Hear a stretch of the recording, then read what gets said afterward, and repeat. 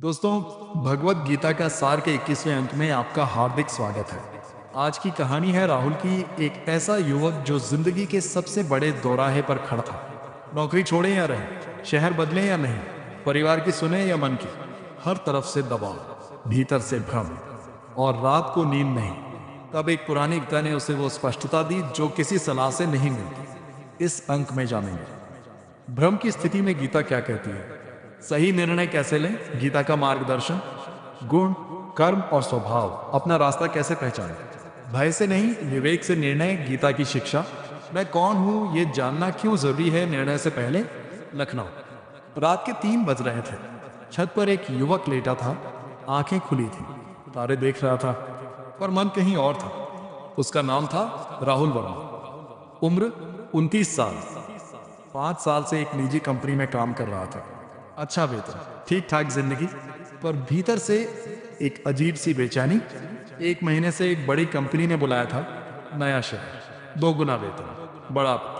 पर माँ अकेली थी, गांव में पिता नहीं था, छोटी बहन की पढ़ाई अभी बाकी थी, और यहाँ ये नौकरी जो जानी पहचानी थी, जहाँ सब जानते थे उसे। राहुल के मन में हर रात यही होता था, जाऊं या न जाऊं, परिवार की सुनूं या दिल की, अगर गया और गलत निकला तो, अगर नहीं गया और पछताया तो।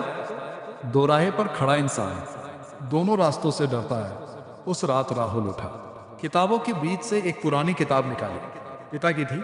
जब वो छोटा था पिता रोज पढ़ते थे इसे, श्रीमद् भगवत गीता। राहुल ने पहली बार ध्यान से खोली और एक श्लोक पर नजर ठहरी, श्रेयान स्वधर्मो विगुणा पर धर्मात् सुनिष्ठितात्, स्वधर्मे निधन श्रेय पर धर्मो भयावह।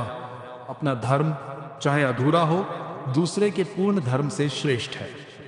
अपने धर्म में मृत्यु भी कल्याणकारी है, दूसरे का धर्म अपनाना भय उत्पन्न करता है। राहुल रुक गया। अपना धर्म, मेरा धर्म क्या है? दोस्तों नमस्कार, भगवत गीता का सार के 21वें अंक में आपका स्वागत है।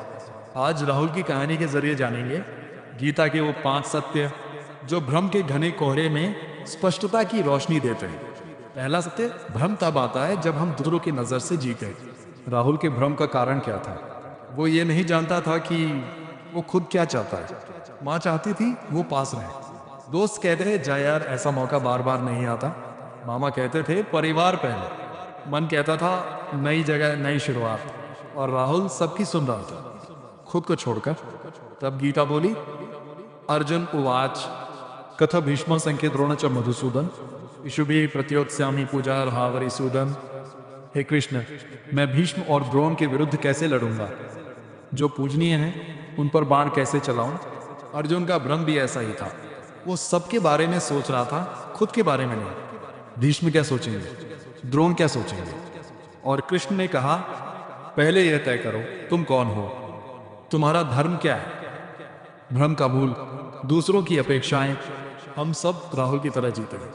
माँ की अपेक्षा, बाप की इच्छा, समाज का दबाव, दोस्तों की राय, और इन सब आवाजों के बीच अपनी आवाज दब जाती है। गीता का पहला सत्य यह है, भ्रम तब टूटता है जब आप अपनी आवाज सुनते हैं।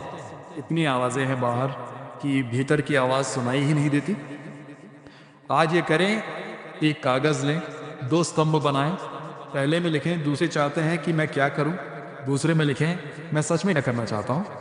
जब दोनों स्तंभ भरें तो आपका भ्रम आधा हो जाए, क्योंकि तब आप देखेंगे दोनों में कितना अंतर है। दूसरा सत्य, अपना गुण और स्वभाव पहचानो। राहुल ने गीता का 18वां अध्याय खोला।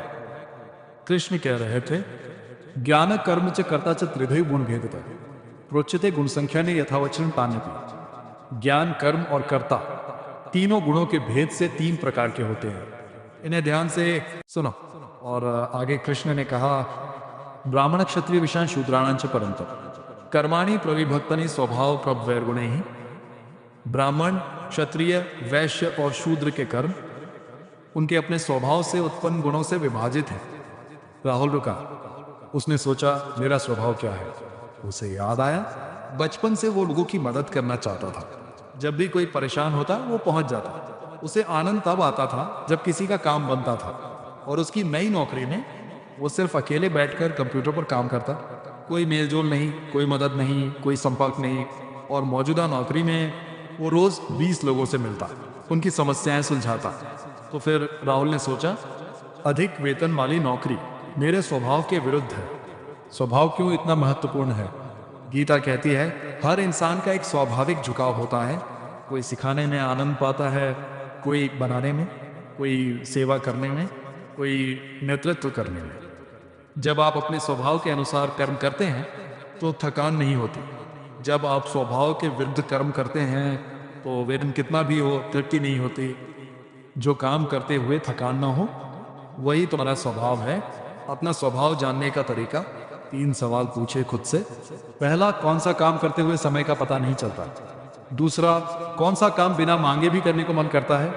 तीसरा, किस काम में दूसरे मुझसे मदद मांगते हैं? इन 3 सवालों के जवाब आपका स्वभाव बता देंगे। तीसरा सत्य, भय से लिया गया निर्णय हमेशा गलत होता है। राहुल ने जब गहराई से सोचा तो उसे पता चला कि उसके डर का कारण क्या था। पहला डर, अगर नई जगह नहीं जमा तो लोग हंसेंगे। दूसरा डर, अगर नहीं गया तो पछताऊंगा। तीसरा डर, अगर गया तो मार वहेंगे। चौथा डर, अगर नहीं गया तो यहां जीवन भर फंसा रहूंगा। हर निर्णय डर पर आधारित था, स्पष्टता पर नहीं। और तब गीता बोली, भयाद्रणादुपर्तम मनस्यन्ते त्वाम महार्था ये शांच तुम बहुमतो भूतवा यास्यसि लाघवम।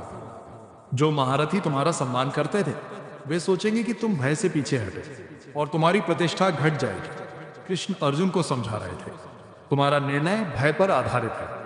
भय से लिया गया निर्णय कभी सही नहीं होता। भय से लिए निर्णयों का परिणाम, जब हम भय से निर्णय लेते हैं तो हम वो चुनते हैं जो सुरक्षित लगता है। पर सुरक्षित और सही हमेशा एक नहीं होते।